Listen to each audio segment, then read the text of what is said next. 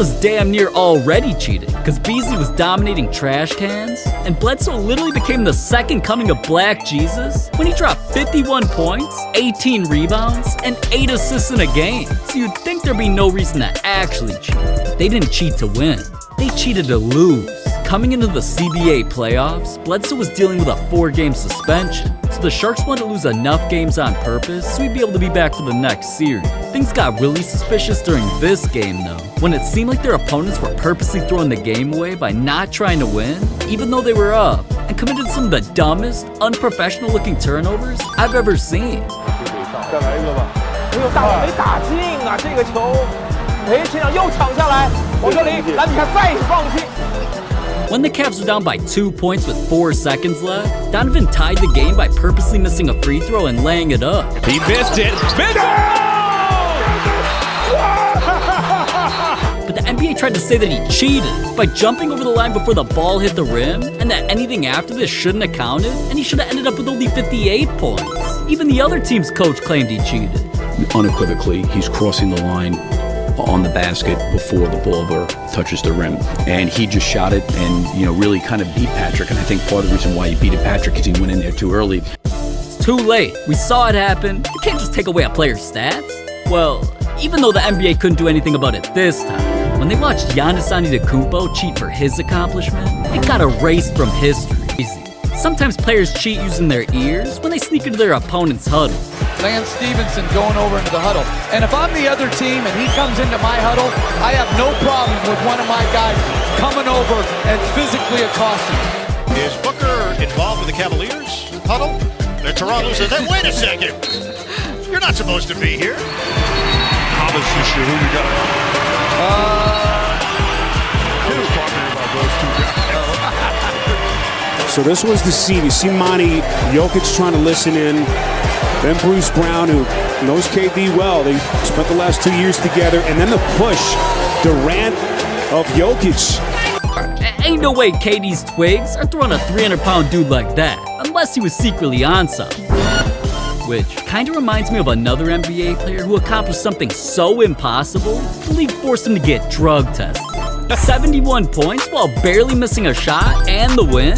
This was also the most points any player scored in nearly 17 years, right behind Kobe's 81-point game. For Donovan to do something so extraordinary should have been the proudest moment of his career, but it raised red flags to the NBA and they ruined everything. The NBA's drug testing program apparently gets triggered when players give them a reasonable cause to get tested because they believe a player is using a prohibited substance. So, Donovan admitted he got drug tested on Twitter, and the results of the test were kept quiet until eventually, the NBA just claimed his 71-point performance shouldn't have even happened because he cheated another way. And during Giannis's game, his stats were 23 points, check, 13 assists, check, and 8 rebounds. Oh, there's rebound number 9. He only needs one more. He's 1 rebound shy of a triple-double. That rebound secured him his 10th of the game, aka the triple-double he obviously wanted. Giannis was hyped about it, until after the game when he was asked about it, because even he knew he cheated for it. They rescinded, meaning they took away his rebound. The NBA's full explanation on what rule was violated stated, the player has to shoot with the intent to score for it to count as a rebound. And Giannis clearly threw the ball off the bottom of the rim just to create the rebound. Therefore, Giannis ends up with 9 rebounds and no triple-double. Now, alright, cheating to rig your stats, that's bad. As soon as he came running in, he wanted to grab the ball from the ref. Not long after, though, a Hawks player noticed something weird on the ball. Must be sticky. The officials are saying that stickum is illegal, and the ball has stickum on it. And so they're going to have to exchange the ball, and the officials have warned both teams that stickum is illegal, do not use it. It turned out, Dwight sprayed a substance onto his hands called stickum that was banned by the NBA because it gave him extra grip on balls. Anyways, what Dwight did clearly messed up the game. I mean, just look at the Hawks' next shot. The game ball was stickum on it. Since Dwight was caught sticky-handed, I thought he'd defend himself or at least apologize. Instead, though, he just made the situation even worse by admitting he's been doing it for years, it's not a big deal, and even though he'd been caught cheating, he didn't want to be labeled as a cheater. Huh? From players rubbing sticky stuff on their hands, to paying referees to purposely lose. One player would even untie his opponent's shoes. There's 10 ways NBA players were caught cheating. And let's start with the 76ers, because they were so ass, they needed to cheat just to score.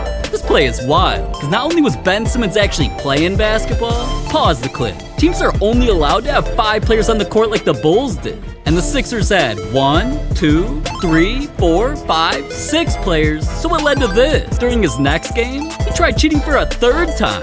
Playing some point guard, Man, JR must have been off the Henny or something, because going against the NBA was going to cost him a pretty penny. Him trying to cheat 3 times got him slapped with a $50,000 fine. Now, Dwight might have claimed he wasn't a cheater, but Jason Kidd not only admitted he was cheating, it became one of the most viral moments in sports history. With only a few seconds left and Kidd's team down by 2, they had no timeouts left to strategize a game plan for the final shot, so he had to get creative and cheat. So we had no timeout. I needed to make a sub. Slippery hands, and I'm like, oh, Tayshaun, me and Tayshaun gotta go to acting. Right? How would you rate that? Give me a scale of 1 to 10 of your acting skills. Real there. stiff, real stiff. All I can say is it was all about winning. It was all about winning. It was all about winning. Now, alright, let's see if cheating some extra time to create a play wins them the game. High 80% career free throw shooter. Here we go. Match up.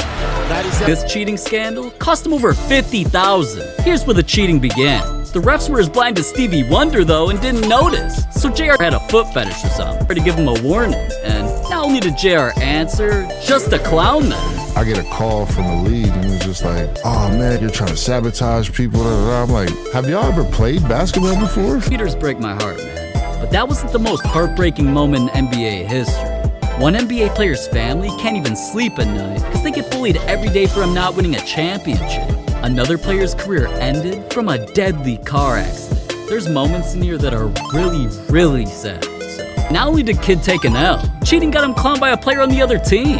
What do you think about Jason Kidd's drink spilling? Jason Kidd, you know, he do his thing. We still won, you feel what I'm saying? When they cheated, tried to do what he had to do, we still got a 2-point win. Now, alright, getting clowned by an irrelevant player is one thing.